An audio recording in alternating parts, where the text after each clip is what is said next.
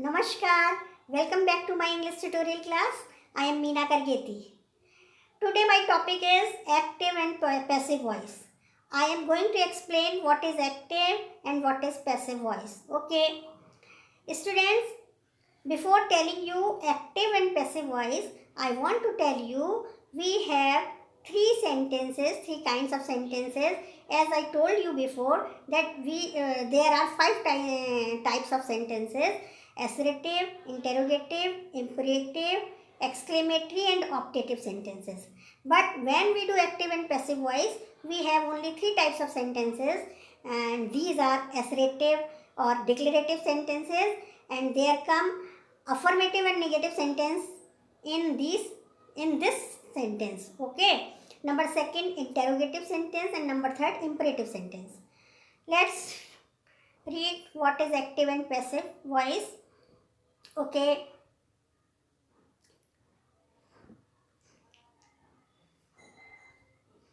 Students, look at these two sentences. Active voice, I learned this poem. And passive, this poem is learned by me. I learned this poem is your active voice, and this poem is learned by me is your passive voice. Actually, there is no difference in meanings. The meanings are same of these two sentences, but the only difference is formation of the sentence. In active voice, there are three things. Number first, subject. Number second, verb. And number third, object.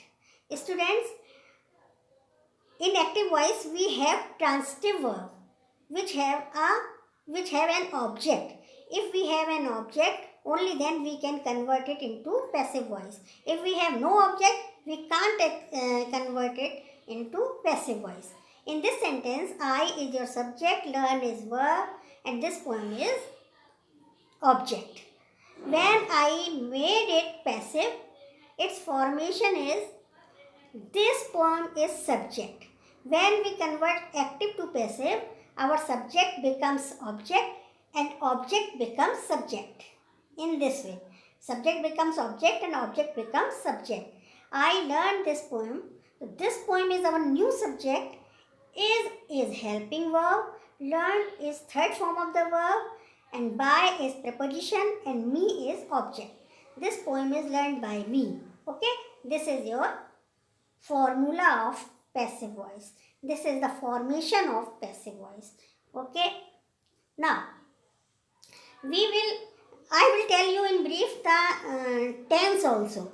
Students, as you know well, there are three types of tenses: past, present and future. Okay. Present tense, past tense and future tense. And each tense has four kinds: indefinite or simple tense, real tense or continuous tense, perfect tense, and number four, perfect continuous tense. So first of all, I will take simple tense. When we have first form of the verb, means present indefinite or simple tense. What is the sign of present indefinite tense? If there is present indefinite tense, there will be first form of the verb without is mr. Only first form of the verb. Okay. Look at the sentence. She teaches English. She is your subject. Teaches is first form of the verb and English is object. Okay. No is mr. Only first form of the verb. If we have singular number, the verb takes s or es with it. Teach is the original form, and I have joined es with teaches, which becomes teaches. She teaches English. English is your object. When English is your object, it becomes our new subject. English is taught by her. English is new subject. With it, we have joined helping verb is. When we have present indefinite tense or we have first form of the verb in active voice, our helping verbs will be is, am or are. Okay. We have to use is, am or are according to our new subject. If we have singular number, we will use is. Plural number, are. I, then we will use am. So English is a singular number, so I have used here is. Then third form of the verb. What is the third form of the verb? Teach, third form of the verb, taught. Then by is your preposition and her is object. Students, you must have to learn three forms of the verb: present form, past form and past participle. Okay, third form is called past participle. Number second thing which you have to remember, that we have to change our subject and object. Active voice subject becomes object in passive voice, and object of active voice becomes subject of passive voice. So if we have subject I, it will become me. Okay, I becomes me in object. We becomes us. You becomes you. He becomes him. She becomes her, and they becomes them. In the same vice versa. If you want to change object into subject, me will be I, us will be we, you will be you, him will be he, her will be she, and them will be they. But there is no change in noun. Noun remains the same in active and passive voice. If you have your subject is a noun, okay, there is noun in a subject, it will remain the same in active voice and passive voice both. Okay, Ram killed Ravan. He laughs at me. Sorry, not he. My father teaches me. I am taught by my father. My father, no change. There will be no change in my father. My father will be same. Okay. Next. Now tense wise. Now the second form of the verb means past indefinite or simple past. If you have second form of the verb in your active voice, it means it is past indefinite or simple past. There is no was verb. Look at this sentence. Smita cooked food. Smita is your subject. Cooked is second form of the verb. And food is object. When you will change it into passive voice, food is subject and your helping verb will be was or were. And you have to use was or were according to your new subject. Food is a singular number, so here comes was. Cooked by, cooked is third form also. Second form cooked and third form also cooked. By is preposition and Smita is object. Food was cooked by Smita. Look at these two examples. Active, Mohit made this picture. Mohit is subject, made is verb and this picture is object. Second form of the verb is made. Okay. Mohit made this picture. Now this picture becomes subject. Was helping verb, made third form of the verb, by preposition and Mohit is object. Ritu wrote a story. A story was written by Ritu. A story is new subject. According this, there will come was and written is third form of the verb. Third form of wrote. Wrote is second form and third form is written. What is first form? First form is write. Write, wrote, written. By is preposition and Ritu is object. Now, if there is will or shall, means it is future indefinite or simple future tense. If you have future indefinite tense in your active voice, such as he will teach me. Students, here teach is misspelled. Sorry for that. It should be T-E-A-C-H. Okay. There he will teach me. He is your subject. Will, shall is modals. Will or shall. Okay. It is modals. Modal verb. First form of the verb, main verb. First form of the main verb is teach. And object is me. Then when we will change it into passive voice, it will be subject is I. Because object was me, so it becomes I. I shall. Be is auxiliary verb. Will, after will or shall, we use be. Taught is the third form of the main verb teach. By preposition and object is him. I shall be taught by him. Okay. Okay. Now look at these sentences. Vivek will buy a new car. A new car will be bought by Vivek. Will or shall are followed by be, and after be there comes third form of the verb.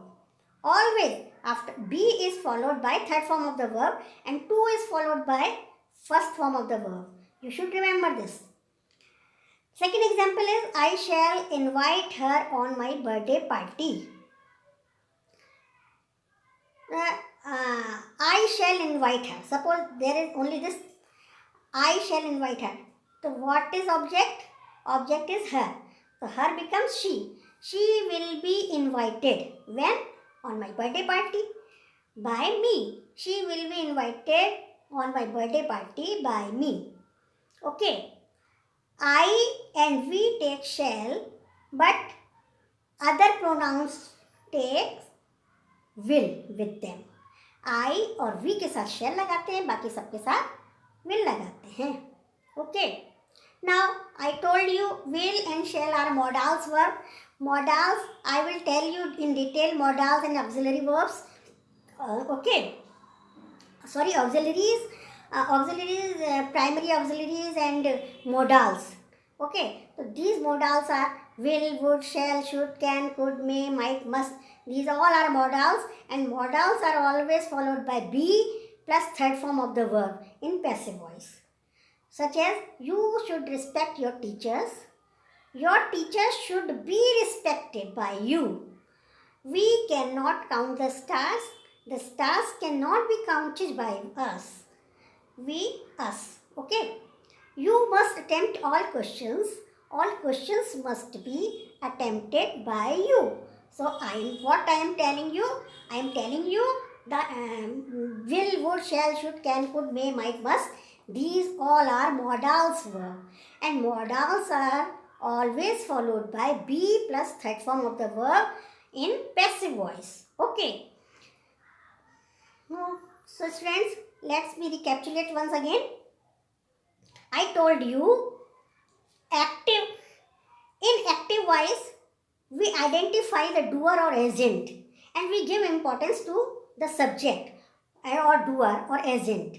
Okay. But in passive voice, we don't give importance to the doer or agent. We give importance to the work, what is done. Okay.